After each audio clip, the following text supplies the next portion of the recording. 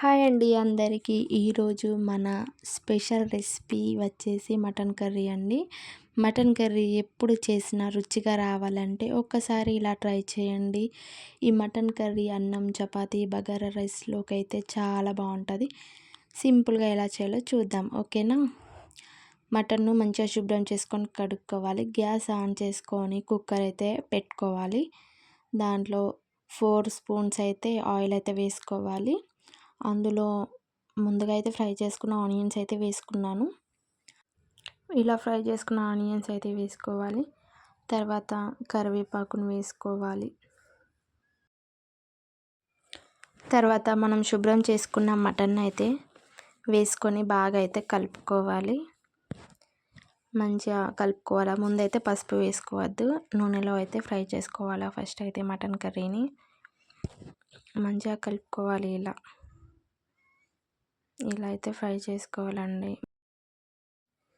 ఇలా ఫ్రై చేసుకున్న తర్వాత అయితే మూత అయితే పెట్టేసుకొని ఒక 10 నిమిషాలు అయితే ఉడకబెట్టుకోవాలి. తర్వాత మటన్ అయితే మంచిగా కలుపుకోవాలి. ఇలా దగ్గరికి అయితే అయిపోతుంది. తర్వాత అయితే పసుపు అయితే వేసుకోవాలి. పసుపు వేసి మంచిగా కలుపుకోవాలి. ముక్కలకు పట్టేటట్టు మంచిగా అయితే పసుపునైతే మంచిగా కలుపుకోవాలండి. చూసారా, ఇలా మంచిగా అయితే కలుపుకోవాలి. తర్వాత మళ్ళీ ఒక 5 నిమిషాలు అయితే మూత పెట్టి మళ్ళీ కొద్దిసేపు ఉడకనివ్వాలి. తర్వాత అయితే మళ్ళీ క్యాప్ అయితే తీసేసుకొని మళ్ళీ తగినంత అల్లం అయితే వేసుకొని మంచిగా బాగా ముక్కలకు పట్టేటట్టు మంచిగా కలుపుకోవాలి. తర్వాత తగినంత ఉప్పు అయితే వేసుకొని ముక్కలకు పట్టేటట్టు మంచిగా కలుపుకోవాలి.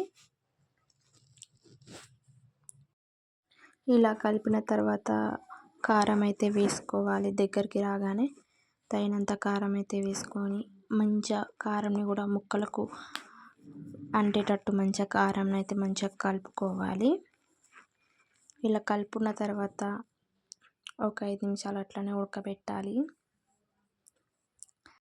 మంచిగా అయితే ఇలా కలుపుకోవాలి. తర్వాత ముందుగానే పేస్ట్ చేసుకున్న ఉల్లిగడ్డలు, నువ్వుల పొడి, కుడక పొడిని అయితే పేస్ట్ చేసుకున్నాను. ఆ పేస్ట్ని మాత్రం మటన్లో వేసుకొని బాగా కలిపేసుకోవాలి. దానికి కారం పట్టేంతవరకు మంచిగా కలుపుకోవాలి. కలుపుకొని దగ్గరకు వచ్చేంత వరకు ఒక 5 నిమిషాలు ఉంచాలి. ఇలా బాగా కలిపి ఉంచుకోవాలి. ఇలా దగ్గరికి రాగానే మనకు కావాల్సిన అయితే నీళ్ళైతే పోసుకోవాలి. మటన్ ఉడకాలి కాబట్టి కొంచెం ఎక్కువనే వాటర్ పోసుకోవాలి. ఎక్కువ అంటే మరీ ఎక్కువ కాదు, నార్మల్గా అయితే వాటర్ అయితే పోసుకొని అయితే మంచిగా ఒకసారి మంచిగా కలుపుకొని అయితే మూత అయితే పెట్టేసుకోవాలి. కుక్కర్లోనే పెట్టుకుంటే తొందరగా అయిపోతుంది. అలాగే మటన్ కర్రీ కూడా తొందరగా ఉడికిపోతుంది అన్నమాట. ఒక 6 విజిల్ అయితే పెట్టాలి, అంతే. కూర అయితే రెడీ అయిపోయింది. చూసారా ఎంత స్పైసీగా, ఎంత బాగుందో చూడడానికి కూడా. అంతే అండి, సింపుల్గా ఈజీగా మటన్ కర్రీ రుచిగా చేసుకోవాలంటే ఇలా ట్రై చేయండి. చాలా టేస్ట్గా చాలా బాగుంటుంది. మీరు కూడా ట్రై చేయండి ఫ్రెండ్స్. కామెంట్ చేయండి మీరు ఎలా చేసుకుంటారో. ఛానల్కి సపోర్ట్ చేయండి, సబ్స్క్రైబ్ చేయండి. Please do comment, do support.